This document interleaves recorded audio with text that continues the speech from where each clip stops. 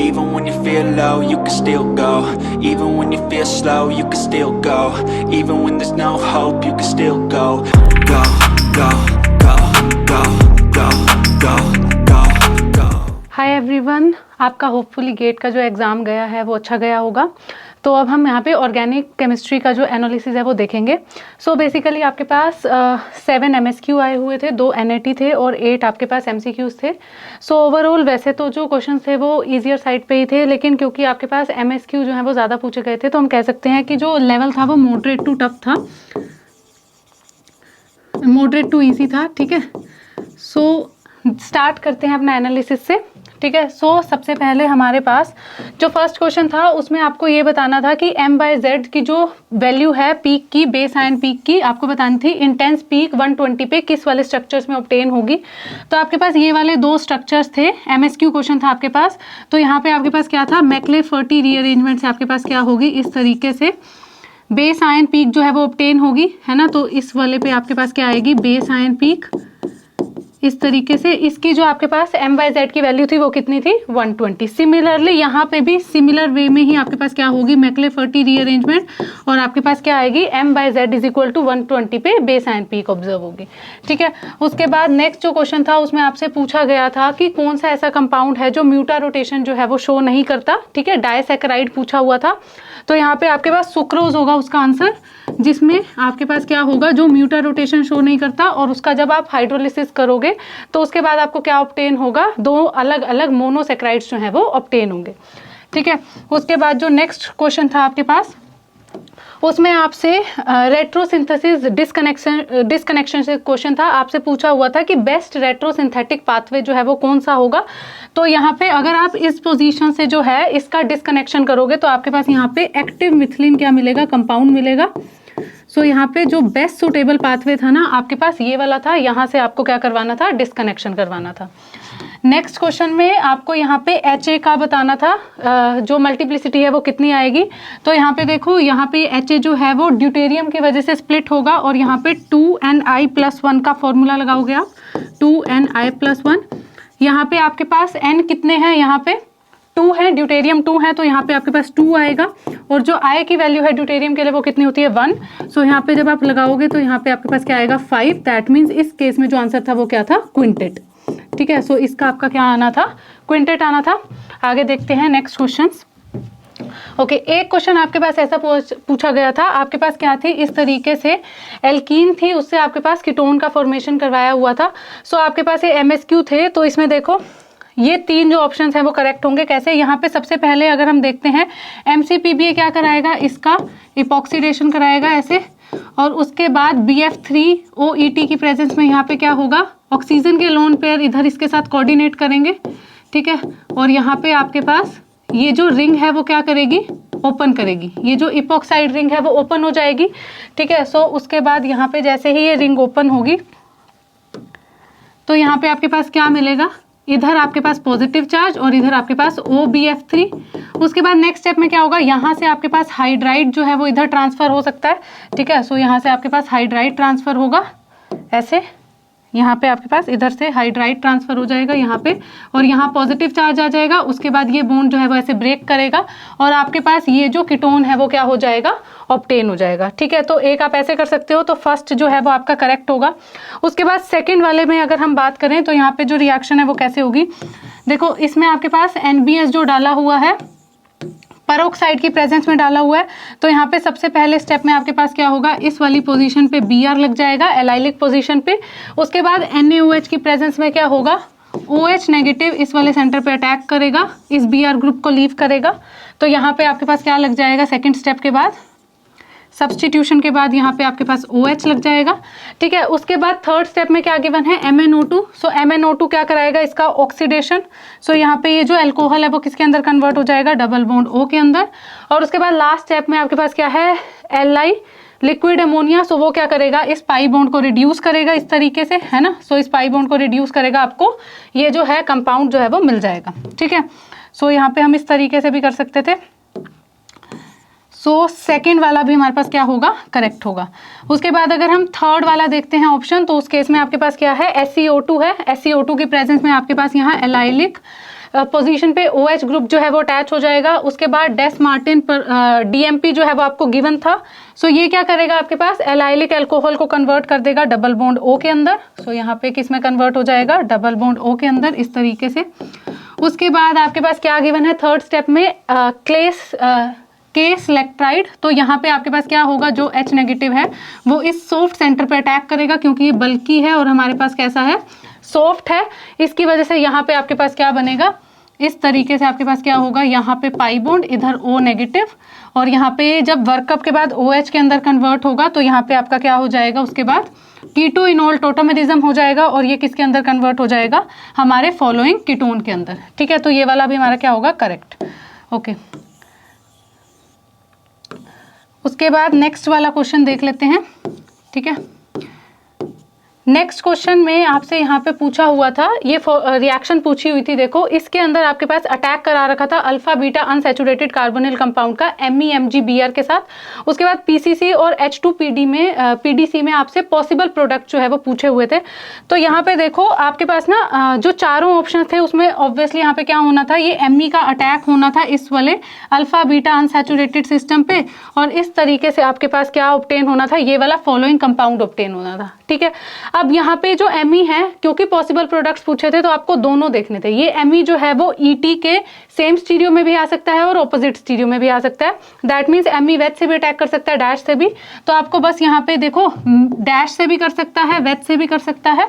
ठीक है, यहाँ पे जो सारे ऑप्शन थे ना उसमें आपके पास दोनों पॉसिबिलिटीज जो है वो गिवन थी। फर्क क्या था, यहाँ पे कार्बोनिल इस साइड बना रखा है, और दूसरे एग्जाम्पल्स में जो दूसरे आपके पास ऑप्शन थे उसमें कार्बोनिल जो है वो इस साइड बना रखा था। ठीक है, तो आप इसको कैसे चेक कर सकते हो, आपको यहाँ पे बस यही देखना था कि ये वाला जो हमारे पास सेंटर है, इसमें जो ET की स्टीरियो है, इस वाले सेंटर की स्टीरियो हमारे पास क्या रहनी थी, सेम रहनी थी। तो आपको बस उससे ही प्रिडिक्ट करना था आंसर। तो यहाँ पे आप देखो, अगर हम इस वाले सेंटर की देखते हैं तो यहाँ पे ये 1 होगा, ये 2, ये 3, तो यहाँ पे 1 2 3 आपके पास कैसा है, R है, ये वाला है ना। और जब इन दोनों एग्जांपल्स में आप देखोगे तब इस केस में भी ये क्या आएगा, R ही आएगा, 1 2 3, और यहाँ पे 1 2 3 का रोटेशन आपके पास क्लॉकवाइज है, फोर्थ प्रायोरिटी डैश पे है तो ये भी R होगा, और इस केस में ये भी आपके पास क्या होगा, R होगा। तो ये वाले जो दोनों ऑप्शंस हैं वो करेक्ट होंगे। जो दूसरे ऑप्शंस गिवन थे उसमें सेम ही था, बस आपके पास ये वाला जो ग्रुप था वो इधर लगा रखा था, ET जो है वो इधर लगा रखा था, उसमें जो स्टीरियो है वो चेंज हो गई थी। ठीक है, सो ये दोनों आपके करेक्ट ऑप्शंस होंगे। नेक्स्ट देखो, नेक्स्ट क्वेश्चन हमारे पास क्या था, ये हमारे पास इनोलेट केमिस्ट्री से था। इसमें आपके पास सबसे पहले देखो यहाँ पे इनोलेट आयन का फॉर्मेशन कराया हुआ था। ठीक है, सो यहाँ पे इस केस में इनोलेट आयन का फॉर्मेशन होगा, और उसके बाद आपके पास एल्डिहाइड था जिसके ऊपर आपके पास क्या होगा, अटैक होगा। अब यहाँ पे देखो हमारे पास क्या है कि यहाँ पे हमारे पास सपोज हमारे पास कोई न्यूक्लियोफाइल होता है, तो यहाँ पे आपके पास क्या होता है, अटैक होगा न्यूक्लियोफाइल का। तो यहाँ पे ये किस सेंटर से अटैक हो रहा है, देखो यहाँ पे कहाँ जा रहा है, डैश पे जा रहा है, OH जो है वो डैश पे जा रहा है। तो जो हमारे पास न्यूक्लियोफाइल ने अटैक किया होगा वो कहाँ से किया होगा, वेज से। दैट मीन्स हमारे पास जो अटैक हुआ है वो कहाँ से हुआ है, फ्रंट फेस से। तो बस आपको यहाँ पे फ्रंट फेस देख लेने थे, एल्डिहाइड और कीटोन, एल्डिहाइड और आपके पास यहाँ पे इनोलेट में कौन सा फ्रंट फेस है। ठीक है, तो फ्रंट फेस के लिए बस आपको क्या करना था, यहाँ पे इसकी नंबरिंग करो 1 2 3। तो यहाँ पे 1 2 3 का रोटेशन आपके पास कैसा है, एंटी क्लॉकवाइज। दैट मीन्स इसमें फ्रंट फेस क्या है, साए। और अगर हम इसमें फ्रंट फेस निकालते हैं तो ये 1 2 3, तो यहाँ पे भी 1 जो फ्रंट फेस है आपके पास कैसा है, साए। तो यहाँ पे साए ही आपके पास क्या था, इनोलेट का था, और साए ही आपके पास क्या था, एल्डिहाइड का क्या था, फेस था। ठीक है, तो इसमें फेस पूछा हुआ था कौन सा होगा। उसके बाद अगर हम इस वाले क्वेश्चन की बात करते हैं तो ये आपके पास हाइड्रोबोरेशन रिएक्शन से क्वेश्चन था, 8th वाला क्वेश्चन। इसमें क्या था, देखो सबसे पहले ये जो पाई बॉन्ड है ये यहाँ पे क्या होगा, हाइड्रोबोरेशन रिएक्शन होगी ऐसे B, यहाँ पे आपके पास क्या होगा, इधर बोरोन जो है वो ऐड हो जाएगा। सो यहाँ पे आपके पास ये BH और इधर H, और इस तरीके से आपके पास हाइड्रोबोरेशन रिएक्शन जो है वो होगी। ठीक है, तो यहाँ पे आपके पास क्या बनेगा, इस तरीके से पाई बॉन्ड, और यहाँ पे आपके पास इधर H लग जाएगा, इधर आपके पास BH, और यहाँ पे ये वाला ग्रुप जो भी लगा हुआ है। उसके बाद ये पाई इलेक्ट्रॉन डेंसिटी इधर अटैक करेगी, ठीक है। तो हमारे पास यहाँ पे क्या था, ये पाई इलेक्ट्रॉन डेंसिटी हमारे पास अटैक करेगी, 6 मेंबर की रिंग बनेगी। उसके बाद CO की प्रेजेंस में हमारे पास क्या आ जाएगा, बोरोन की जगह CO जो है वो आ जाएगा और यहाँ पे हमारे पास क्या आ जाएगा, कार्बोनिल कंपाउंड जो है वो जनरेट हो जाएगा। तो यहाँ पे बस आपसे स्टीरियो पूछी गई थी कि आपके पास सिस बनेगा या ट्रांस बनेगा।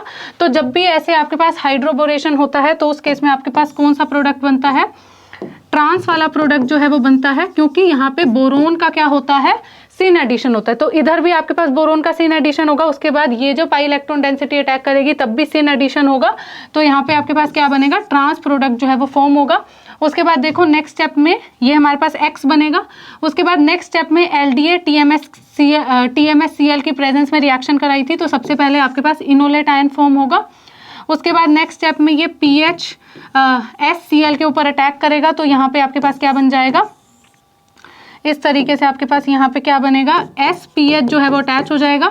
उसके बाद MCPBA की प्रेजेंस में यहाँ पे इसका ऑक्सीडेशन हो जाएगा और उसके बाद यहाँ पे क्या हो जाएगा, आपके पास बीटा हाइड्राइड एलिमिनेशन होगा इस तरीके से, और इस वाली पोजीशन पे आपके पास क्या आ जाएगा, पाई बॉन्ड। सो X जो है वो आपका सिन एलिमिनेशन के बाद ये जो है वो फॉर्म हो जाएगा, ठीक है। तो इसका करेक्ट ऑप्शन ये वाला था।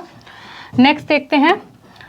सो यहाँ पे आपको एक 1H NMR से जो है वो क्वेश्चन पूछा हुआ था। इसके अंदर आपके पास क्या था, IR जो स्ट्रेचिंग फ्रीक्वेंसी है वो 1680 सेंटीमीटर इनवर्स जो है वो गिवन थी, और यहाँ पे 1H NMR डाटा जो है वो गिवन था।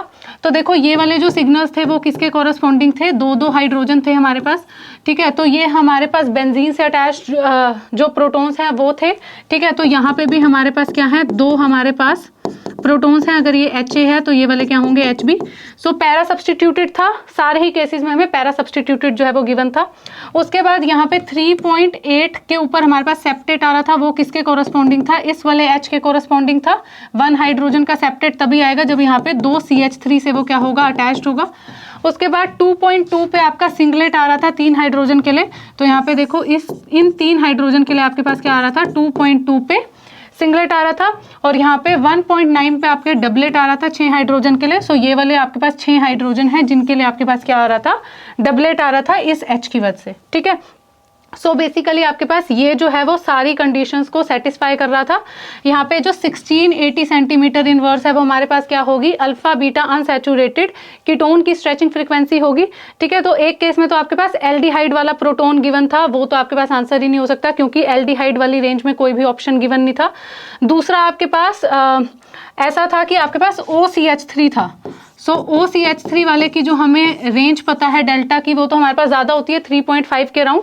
तो यहाँ पे 3 हाइड्रोजन की जो हमारे पास है वैल्यू वो कितनी है, 2.2। दैट मीन्स OCH3 तो हो नहीं सकता, तो ये वाला ऑप्शन भी नहीं था। सो यहाँ पे देखो 1860 से आप प्रिडिक्ट कर सकते थे कि हमारे पास alpha beta unsaturated carbonyl compound था, तो ये वाला ऑप्शन हमारा क्या हो जाएगा, करेक्ट। उसके बाद एक क्वेश्चन जो है वो आपके पास हैमेट इक्वेशन से आया हुआ था। इसमें ना आपको ग्राफ जो है वो गिवन था, और आपके पास क्या था, एक बेंजीन थी, कोई रिएक्शन जो है वो करा रखी थी, और उसमें ना जो आपके पास एसिड वाला ग्रुप था उससे पैरा के ऊपर आपके पास X ग्रुप जो है वो अटैच था। तो आपको इसमें ये बताना था कि करेक्ट मैच करना था आपको फॉलोइंग कंपाउंड से। तो यहाँ पे देखो आपके पास ना जो आपके पास वैल्यू होगी, हमें पता है कि जो हमारे पास सिग्मा होता है वो हमारे पास इलेक्ट्रॉन विड्रॉइंग ग्रुप के केस में हमारे पास पॉजिटिव वैल्यू देता है, और अगर हमारे पास इलेक्ट्रॉन डोनेटिंग ग्रुप होता है तो उस केस में हमारे पास नेगेटिव वैल्यू आती है सिग्मा की। तो आपको सिग्मा ही बताना था, तो यहाँ पे आपके पास सिग्मा था, इधर आपके पास log K था, KH/KX है ना, तो ये ऐसे था। तो यहाँ पे आपको बस सिग्मा बताना था। तो देखो हमारे पास जब भी NO2 और CN होगा तो उस केस में, क्योंकि वो इलेक्ट्रॉन विड्रॉइंग ग्रुप है, तो उस केस में हमारे पास पॉजिटिव वैल्यू आनी चाहिए थी। देखो सिग्मा की वैल्यू ना Q और R के लिए पॉजिटिव थी, तो उस केस में हमारे पास क्या आनी थी, इलेक्ट्रॉन विड्रॉइंग ग्रुप्स आने थे। और अगर P और T की बात करते हैं तो ये हमारे पास T है, ये हमारे पास P है। इस केस में जो हमारे पास सिग्मा की वैल्यू है वो क्या आ रही है, नेगेटिव आ रही है, जिसकी वजह से ये कैसे होने चाहिए थे, इलेक्ट्रॉन डोनेटिंग ग्रुप। तो यही वाला जो करेक्ट मैच आपका कर रहा था, जिसके अंदर पॉजिटिव वाले जो हैं उसमें इलेक्ट्रॉन विड्रॉइंग ग्रुप थे, और जो आपके पास इलेक्ट्रॉन डोनेटिंग ग्रुप है उसमें आपके पास जो रो की वैल्यू थी वो कैसी थी, नेगेटिव थी, ठीक है। तो ये आपका करेक्ट ऑप्शन होगा। उसके बाद नेक्स्ट एक आपके पास क्वेश्चन था, इसमें आपसे पूछा हुआ था पार्शियल हाइड्रोलिसिस गिवन था ट्राइपेप्टाइड्स का। तो इस तरीके से आपके पास जो डाइपेप्टाइड्स जो हैं वो गिवन थे, तो उससे आप क्या बना सकते थे, चेन जो है वो बना सकते थे ऐसे, है ना। तो यहाँ पे वेलिन, एलानिन, फिर यहाँ पे इस तरीके से आपको जो पेप्टाइड की चेन थी वो ड्रॉ कर लेनी थी इन सारे डाइपेप्टाइड से। उसके बाद आपसे पूछा हुआ था नंबर ऑफ ट्राइपेप्टाइड्स, जिसके अंदर आपके पास विच हैज एलानिन। सो आपको ऐसे बताना था जिसके अंदर ALA होगा, तो यहाँ पे देखो एक ये हो जाएगा आपके पास ट्राइपेप्टाइड, एक ये हो जाएगा और एक आपके पास ये हो जाएगा। दैट मीन्स 3 जो है वो आपका आंसर होगा। ये आपका NAT टाइप का क्या था, क्वेश्चन था। उसके बाद एक और NAT टाइप का क्वेश्चन था, उसके अंदर आपके पास क्या गिवन था, S ब्यूटेनॉल का आपके पास स्पेसिफिक रोटेशन जो है वो गिवन था, कितना था 14 डिग्री। और आपके पास इनेंशियोमेरिक मिक्सचर का जो गिवन था वो कितना था 7%। तो आपको R ब्यूटेनॉल का परसेंटेज जो है वो फाइंड आउट करना था। तो इस केस में आपको बस क्या करना था, परसेंटेज एनेंशियोमेरिक एक्सेस जो है वो आपको कैलकुलेट करना था। वो क्या था आपके पास 7 अब एनेंशियोमेरिक मिक्सचर अपॉन आपके पास जो 14 है उसको इंटू 100 कर देना था। तो यहाँ पे इस तरीके से आपके पास 50 जो है 50% जो है वो एनेंशियोमेरिक एक्सेस आ जाता। ठीक है, अब 50% में से आपके पास क्या होता, 50% तो आपके पास दूसरा वाला होता है ना, और ये 50% जो है वो फर्दर डिवाइड होता किसमें, 2 के अंदर। सो 25% आपके पास बेसिकली क्या होता, 25% आपके पास यहाँ पे मिक्सचर में से जो एक्सेस है वो 25% S का होता, 25% R का होता। तो यहाँ पे आपके पास जो S है ना वो टोटल कितना हो जाएगा 50 प्लस 25, दैट मीन 75%। और जो आपके पास R है वो कितना हो जाएगा 25%। ठीक है, सो एनेंशियोमेरिक एक्सेस जो है वो हमारा किसका होगा, क्योंकि यहाँ पे पॉजिटिव में वैल्यू आ रही है तो S जो है वो एक्सेस में होगा। तो 50 को आप 2 में डिवाइड कर दो, 25 आएगा। सो 25 प्लस 50 जो हमारे पास है वो S हो जाएगा, और जो बचा हुआ है वो हमारे पास क्या होगा R। दैट मीन्स 25% आपके पास क्या हो जाएगा correct answer. So question number 13 में आपको देखो यहाँ पे क्या करना है, सबसे पहले ये जो पाई इलेक्ट्रॉन डेंसिटी है इधर H+ पे अटैक करेगी, आपके पास सबसे पहले क्या बनेगा, कार्बोकेटायन जो है वो फॉर्म होगा। सो यहाँ पे देखो सबसे पहले आपको यहाँ पे बताना था कि यहाँ से यहाँ जो हमारे पास रिएक्शन हो रही है उसमें क्या क्या MSQ था, उसमें आपको बताना था क्या क्या जो है वो करेक्ट जो है वो स्टेटमेंट्स थी। तो सबसे पहले आपके पास 3 डिग्री कार्बोकेटायन बनेगा। उसके बाद देखो यहाँ से ये मिथाइल जो है इधर शिफ्ट करेगा, तो यहाँ पे 1,2 मिथाइल शिफ्ट आपके पास होगा इस तरीके से। तो यहाँ पे आपके पास 1,2 मिथाइल शिफ्ट होगा ऐसे। उसके बाद नेक्स्ट स्टेप पे देखो यहाँ पे जैसे NGP लगता है ना, उस तरीके से ये जो बॉन्ड है हमारे पास इधर क्या बना दे सकता है, अपनी डेंसिटी जो है इलेक्ट्रॉन डेंसिटी दे सकता है। और आपके पास यहाँ पे क्या बन सकता है, इस तरीके से नॉन क्लासिकल कार्बोकेटायन जो है वो फॉर्म हो जाएगा यहाँ पे। तो यहाँ पे इधर पॉजिटिव चार्ज, इधर आपके पास मिथाइल है, और इस तरीके से 2 मिथाइल ग्रुप इधर हैं आपके पास, और यहाँ पे ऐसे। ठीक है, तो इस तरीके से नॉन क्लासिकल कार्बोकेटायन फॉर्म होगा। उसके बाद जो H2O है वो अटैक करेगा हमारे पास इस वाले कार्बोकेटायन पे, और आपके पास ये वाला जो प्रोडक्ट है वो ऑब्टेन हो जाएगा। ठीक है, तो इसमें 3 डिग्री कार्बोकेटायन आपके पास फॉर्म होगा। उसके बाद आपके पास नॉन क्लासिकल कार्बोकेटायन भी फॉर्म होगा, और 1,2 मिथाइल शिफ्ट जो है वो होगी। उसके बाद ये वाला एक क्वेश्चन था, इसमें भी आपको बताना था कि यहाँ पे देखो कैसे रिएक्शन होगी। तो यहाँ पे लाइट की प्रेजेंस में आपके पास सबसे पहले डाइपाइमिथेन रिएक्शन होगी। ठीक है, सो जब भी आपके पास ऐसा सिस्टम होता है ना जिसमें आपके पास 2 पाई बॉन्ड होते हैं और उसके बीच में एक sp3 सेंटर होता है, तो आपके पास डाइपाइमिथेन रिएक्शन होती है।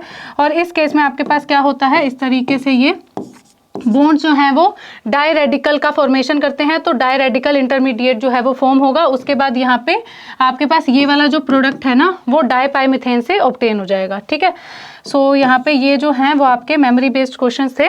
ठीक है, सो इसमें डाई रेडिकल जो है वो फॉर्म होगा। सो यहाँ पे हमने आपके क्वेश्चंस जो है वो देख लिए हैं।